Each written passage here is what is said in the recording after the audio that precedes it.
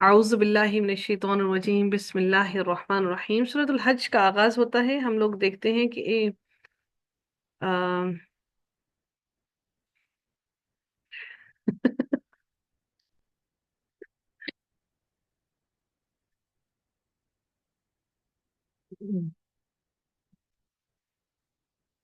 बिस्मिल्लाहिर रहमानिर रहीम। सूरत अल हज का आगाज होता है जो कि मदनी सूरा है। मदनी सूरा वो है जो कि नबी अकरम सल्लल्लाहु अलैहि वसल्लम के मक्का से मदीना हिजरत के बाद नाजिल हुई है। उनको मदनी सूरा कहा जाता है।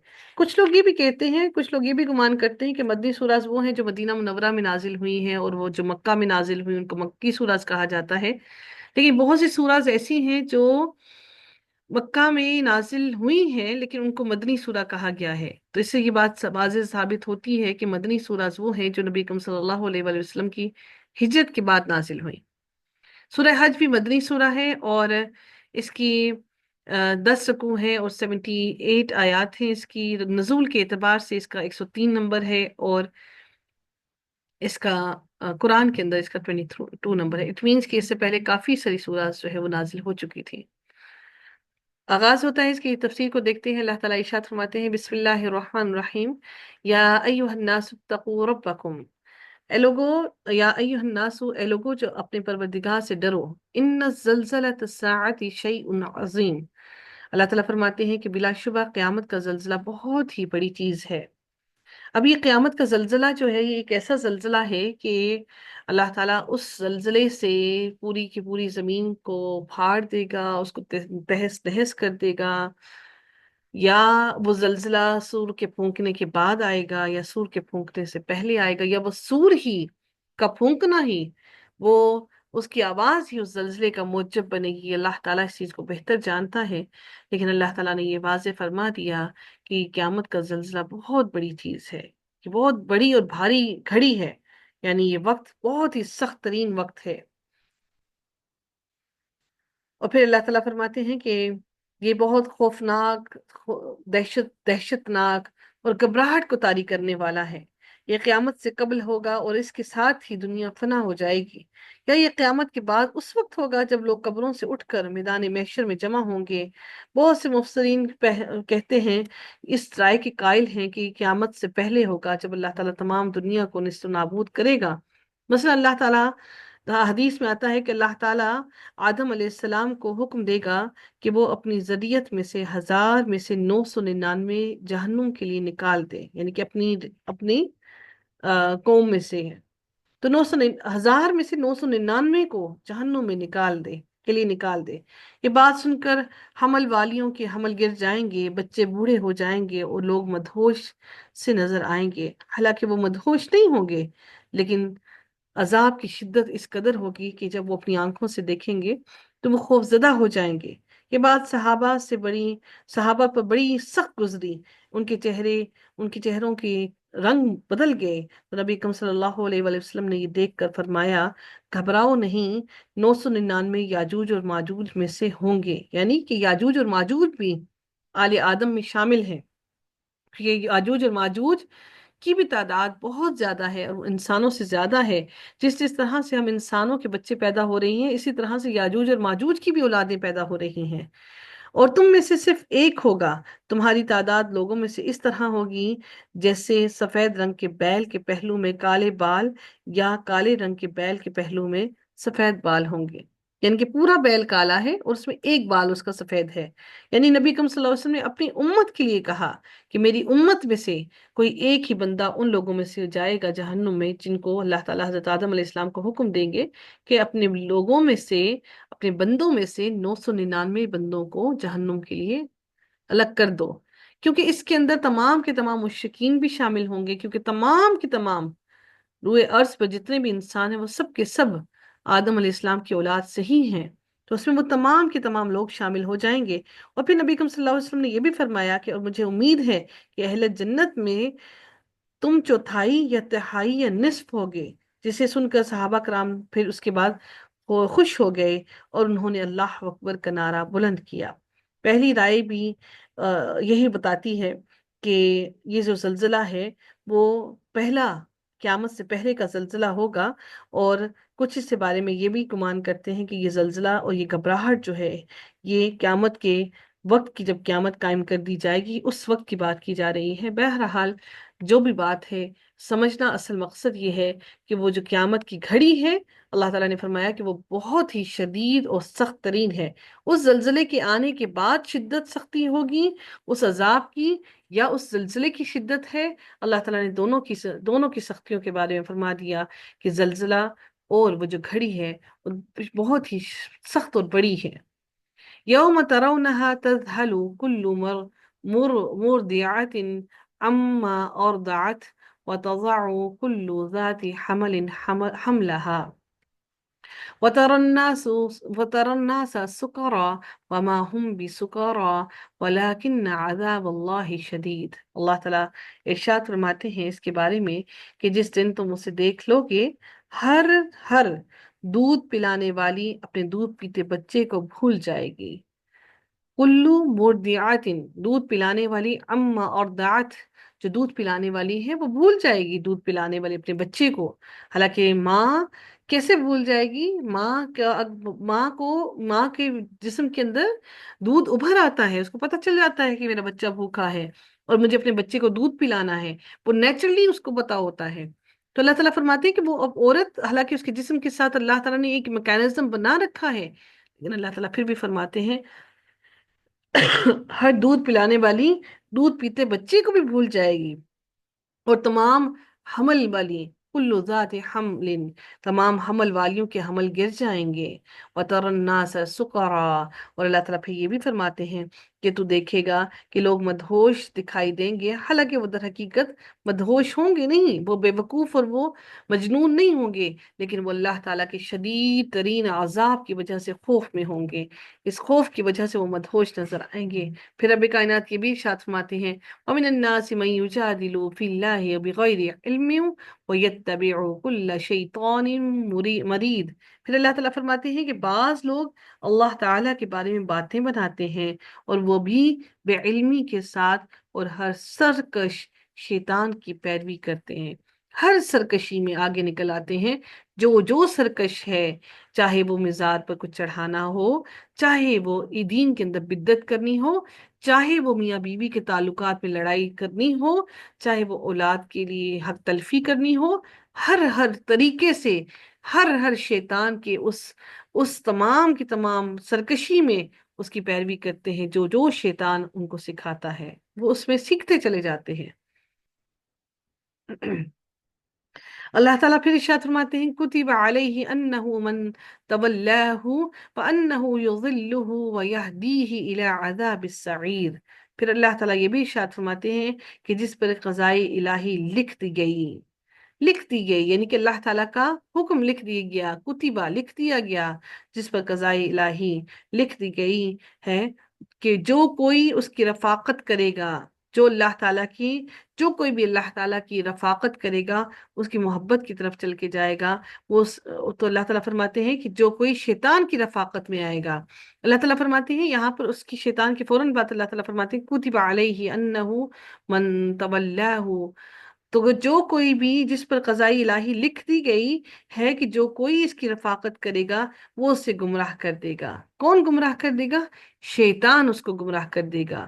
یضلہ ویہدیہ الی عذاب السعیر، اور وہ اس کی رہنمائی کرے گا، ظاہر ہے اس کو گمراہ کرے گا تو وہ اس کو گھسیٹ کر لے کر چلے گا اس راستے کی طرف، اس کو لے کر جائے گا جس کا انجام صرف اور صرف بھڑکتی ہوئی آگ ہے، اس کے علاوہ کچھ بھی نہیں ہے۔ یا ایھا الناس ان کنتم فی ریب من البعث فانا خلقناکم من تراب۔ پھر اللہ تعالیٰ پھر یہ بھی ارشاد فرماتے ہیں لوگوں، اگر تمہیں مرنے کے بعد جی اٹھنے میں شک ہو، فی ریب، اگر تمہیں شک ہو، من البعث، واپس اٹھنے میں، واپس مبعوث ہونے میں، یعنی کہ واپس زندہ ہونے میں، فَإِنَّا خَلَقْنَاكُم مِّن تُرَابٍ۔ پھر اللہ تعالیٰ فرماتے ہیں کہ سوچو یہ بات کہ ہم نے کس طرح تمہیں پہلی مرتبہ مٹی سے تخلیق کیا، جیسے کہ حضرت آدم علیہ السلام کی بات کی جا رہی ہے، फिर अल्लाह ताला दूसरी बात करते हैं, सुम्मा मिन नुतफातिन, फिर नुतफे से पैदा किया, यानी कि जो आज की हमारी तख्लीक है। सुम्मा मिन अलaqaतिन, फिर अल्लाह ताला फिर इरशाद फरमाते हैं, नुतफे के बाद फिर अल्लाह ताला हमारे जिस्म के अंदर, पहले सबसे पहला जिस्म के अंदर नुतफा टपकाया जाता है, और फिर उसके बाद अल्लाह ताला उस नुतफे को एक जमा हुआ खून बना देते हैं। सुम्मा मिन मिन मुज़ग़ातिन, फिर अल्लाह ताला फरमाते हैं कि फिर गोश्त के लोथड़े से जो सूरत दिया गया, मुखल्लक़तिन, जिसको सूरत दी गई, गोश्त का लोथड़ा बना। पहले अल्लाह ताला ने उसको खून का लोथड़ा बनाया नुत्फे के बाद, फिर गोश्त का लोथड़ा, फिर उसको सूरत दी। वगैर मुखल्लक़तिन, फिर अल्लाह ताला ये भी इरशाद फरमाते हैं कि और बेनक्शा था, लिनुबय्यिना लकुम, और ये हम तुम पर जाहिर कर देते हैं। यानी इससे मुराद क्या है कि अल्लाह ताला सबसे पहले इंसान की जब पैदाइश होती है नुत्फे के बाद, तो इससे मुराद वो है कि वो बच्चा मुराद है जिसकी पैदाइश वाज़े और शक्ल और सूरत नुमाया हो जाए। ऐसे बच्चे में रूह फूंक दी जाती है और तकमील के बाद उसकी वलादत होती है। और गैर मुखल्लक़तिन से मुराद वो बच्चा है जिसकी शक्ल और सूरत वाज़े ना हो और ना उसमें रूह फूंकी जाए, और उससे पहले ही जिस तरह से मिसकैरेजेस हो जाते हैं।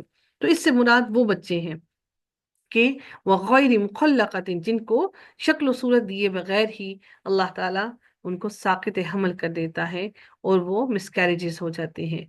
अल्लाह ताला फरमाते हैं कि तुम पर ये हम तुम पर जाहिर कर देते हैं, यानी ये सारी की सारी चीजें हम तुम पर जाहिर कर देते हैं। एक हदीस में है कि नुतफा 40 दिन के बाद अलाक़तिन, यानी कि गाढ़ा खून बन जाता है।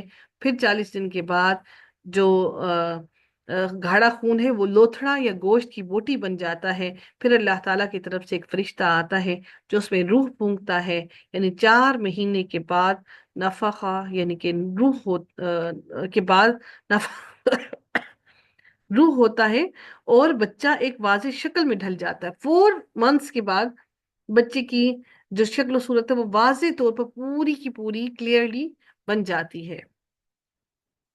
और फिर अल्लाह ताला माँ के पेट के अंदर ही औलाद का, उस बच्चे का तमाम रिस्क और उसकी किस्मत का हाल सब लिख दिया जाता है। इसलिए हुक्म ये है कि जब बच्चा माँ के पेट के अंदर हो तो माँ को चाहिए कि उसके अच्छे नसीब के लिए और उसकी रिस्क की फरावानी के लिए बहुत अच्छी दुआएं करे। बदकिस्मती से हम खवातीन समझते हैं कि वो डिप्रेशन का एक टाइम पीरियड होता है, वो मूड स्विंग्स का एक टाइम पीरियड होता है। वो वक्त है कि हम अपने रब से ज्यादा करीब हों और अपनी औलाद की बेहतर मुस्तकबिल के लिए, अपनी औलाद के लिए बेहतरीन दुआओं का बंदोबस्त करें।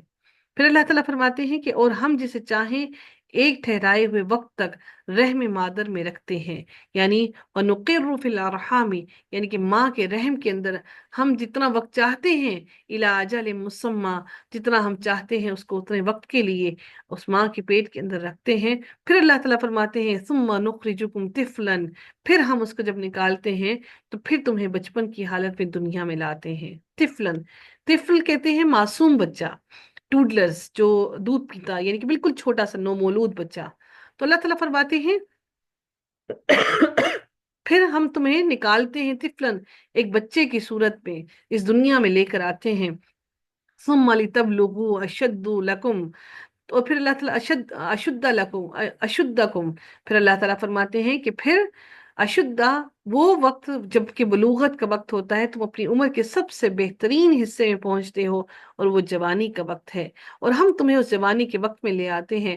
वमिनकुम मन युतवफ़्फ़ा वमिनकुम मन युरद्दु इला अर्ज़लिल उम्री, फिर अल्लाह ताला फरमाते हैं और तुम में से कोई ऐसा होता है कि तुम में से बाज को हम फोत कर लेते हैं, यानी कि वो उम्र अशद से पहले ही, यानी कि उस बलूगत की उम्र से पहले ही हम उसको फोत कर देते हैं, जो 30 से 40 साल की उम्र के दरमियान का वक्त होता है।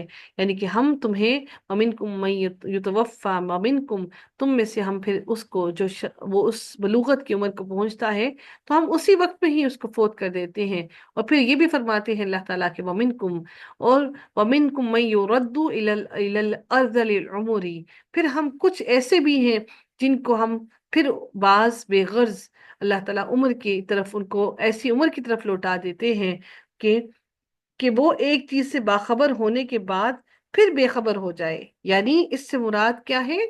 یعنی اللہ تعالیٰ نے کتنے واضح الفاظ میں فرمایا، العمری لکی لا یعلم من بعد علم شیئا، کہ اس کو علم ہوتا ہے کسی بات کا اور پھر وہ ایسے ہو جاتا ہے جسے اس کو کسی چیز کا علم ہی نہیں۔ یہ اللہ تعالیٰ نے یہ وہ عمر ہی ایسی رکھی ہے کہ انسان اس بڑھاپے کی عمر میں بھول جاتا ہے۔ ہم پر واجب ہے کہ ہم اپنے والدین کی اس عمر میں ان پر رحم کھائیں، ان پر احسان کریں، ان کو ڈانٹے نہیں، چھڑکے نہیں، ان کے ساتھ بدسلوقی نہ کریں، کیونکہ یہ اللہ تعالیٰ کی طرف سے ہے کہ اللہ تعالیٰ ان کو اس عمر میں لے جاتا ہے جب وہ بہت کچھ جانتے ہوتے بھی ہیں اور پھر وہ بھول بھی جاتے ہیں اور ایسے ایسے شو کرتے ہیں جسے انہیں کچھ معلوم نہیں، من بعد علم شیئا۔ اور ہم سمجھتے ہیں یہ بات کہ شاید یہ ہم سے مذاق کر رہے ہیں اور ہمارا ٹھٹھا اڑا رہے ہیں۔ کسی کو جھڑک کھانے کا شوق نہیں ہوتا ہے۔ ہمیں چاہیے کہ ہم اپنی اولادوں کی ایسی تربیت کریں کہ وہ اپنے والدین پر احسان کرنا سیکھیں۔ یہ ہم ماؤں کے اوپر فرض ہے، واجب ہے ہم ماؤں پر۔ وَتَرَى الْأَرْضَ هَامِدَةً فَإِذَا أَنزَلْنَا عَلَيْهَا الْمَاءَ مَاءَ اهْتَزَّتْ۔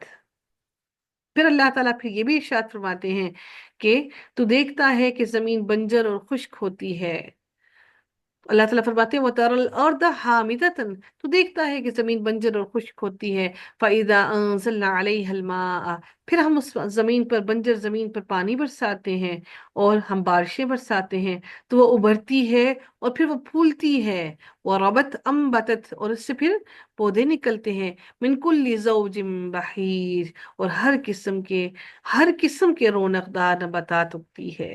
کچھ پودے آپ نے دیکھا ہوگا کہ جس طرح سے پپایا ہے وہ سنگل نہیں لگتا، اس کے اندر دونوں لگانے پڑتے ہیں، میل اور فیمیل جو ہے وہ دونوں لگانے پڑتے ہیں پھر جا کے پپایا اگتا ہے۔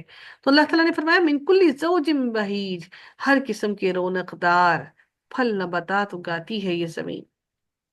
یعنی ہر طرح کے اللہ تعالیٰ نے زمین پر پھل اور ہر طرح کے اللہ تعالیٰ نے زمین پر پودے اگا دیے۔